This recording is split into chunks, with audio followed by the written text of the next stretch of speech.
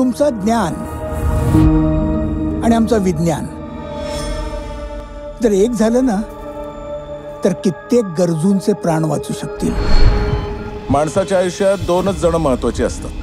पहिला भगवंत, जो त्याला जन्म देऊन खाली पाठवतो, आणि दुसरा किरवंत, जो त्याला निरोप देऊन वर पाठवतो.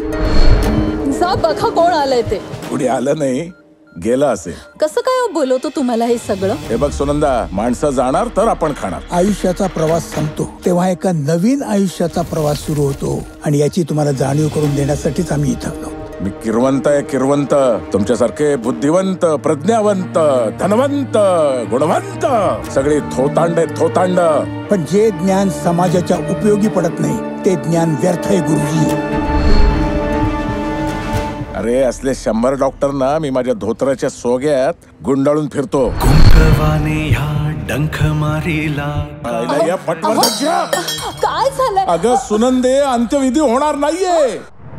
हे बघा, जास्त पैसे नाहीत, 25 लाख. त्याचं 25 लाख. मला तुमचा स्वभाव बदलावा लागेल. या जन्मात शक्य नाही. माधवी अवयव काढून विकणारा व्यापारीच आहेस तू, व्यापारी. तुमच्यावर जी संकट येत आहेत ना ती तुमच्या कर्माने. ते डॉक्टर विक्रम देसाईची आणि तुमची काही जुनी दुश्मनी आहे काय?